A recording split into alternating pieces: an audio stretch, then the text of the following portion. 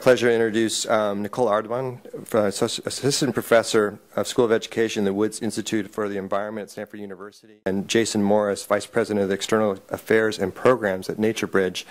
And they're here to talk about some of the research they're working on and some of the bulletins that they're creating in order to back up what we all know from our experiences in the field. And so I welcome them to the stage. I think each of us in the room here today is probably here because we've seen that spark. We've had those incredible stories and those incredible one-on-one experiences with children in the field, or perhaps each one of us has had one of those experiences. And so I could stand here for the next 20 or 25 minutes and share those kinds of stories. But what I was asked to do today was to come and share some of the research-based evidence that we have also about how and why we know that environmental education works. So the outcomes of interest that I've been asked to speak to today include those of academic performance, classroom management, student engagement, school culture, and student attitude toward environment and sustainability, many of which are important to those of us who work in classroom settings. I'd like to also step back a bit to talk about that this is important not only to those of us who work in classroom settings, but also to Californians more broadly. Last year, I don't know how many of you saw this poll that was run by the Public Policy Institute of California, where we had the ability to ask some more general questions about environmental education. And in this poll, we asked two questions about environmental education specifically. One was, do you think that environmental education should be taught at your local school? And the answer was a resounding yes. This answer held true across age of respondents, gender, race, education levels, whether people were renters or owners, whether people were citizens of the U.S. or not, people with or without kids. We also asked people how important they thought it was that their local K-12 school included environmental education. And again, across the board, people said it's important or very important. So this is something about which people in our communities care deeply. This suggests that those of us who are sitting in this room have the opportunity to connect with not only parents in our communities, but other community members. People recognize that environmental education is an important part of educating young people for the challenges and opportunities that are coming forward. And I think, as Sid just suggested, this is an integral part of preparing children for the workforce of today and tomorrow. So the first outcome of interest that I wanted to talk about is academic performance. And I think this is one of the most challenging outcomes to talk about, because when we think about environmental education, it's one of these issues that is so kind of tied into so many other elements of education. It's very difficult to pull environmental education from what else happens in a classroom setting. And I think it's a very clunky instrument when we think about something like standardized testing, and how does standardized testing relate to something like environmental education. With that disclaimer, I will go on to say that there have been a number of studies that have attempted to do this. One of the most famous, and one with which I'm sure a number of you are already familiar, is Jerry Lieberman's work looking at the State in Education and Environment Roundtable. And I'll come back to the study several times because it's one that's quite well known.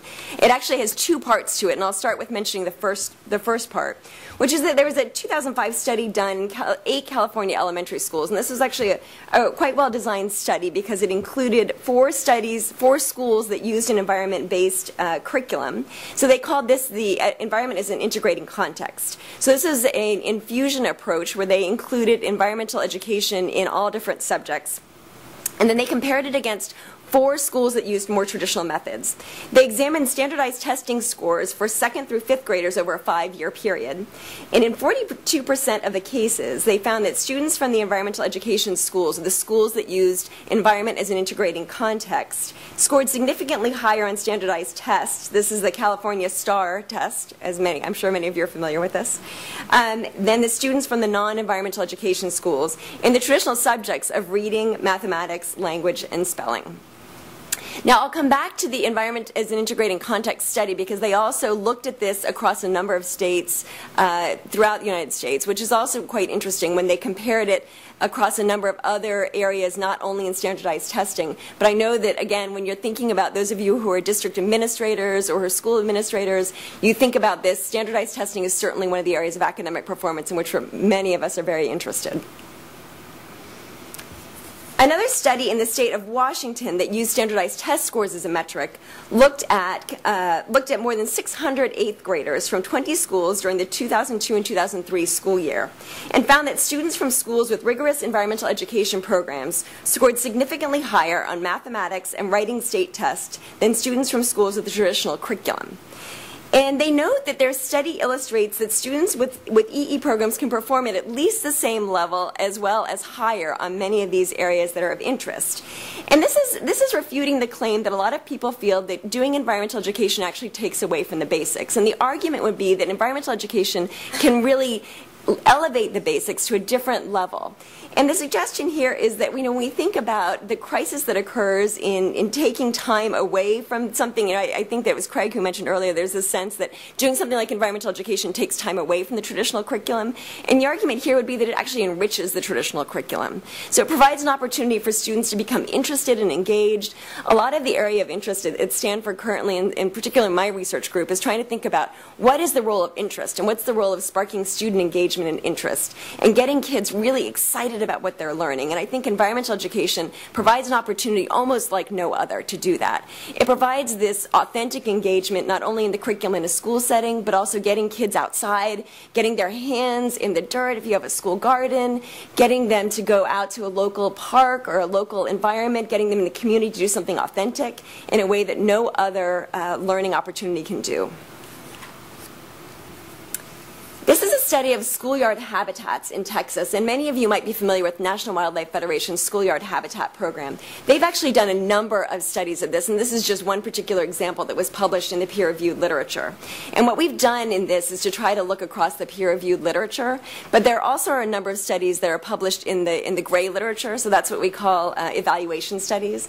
But this is one that looked at more than 306 students across the Schoolyard Habitat Program, and I'm emphasizing here that they significantly increased mathematics scores. So that's not necessarily something you would think of. In the United States in particular, we often think of science scores. But I'd like to emphasize with this that you can also think about other subjects besides science. This is also a place where I'd like to pause and mention that the United States is actually somewhat unique in thinking of linking environmental education only with science. And we've done a number of studies, there have been a number of studies done internationally that finds that environmental education is actually linked in many countries around the world more heavily with civics and civic studies. And that's perhaps not surprising when you think about environmental education as actually being very broad. So again, in this one, they were really trying to look at mathematics. But you can think about environmental education as being much broader than science education.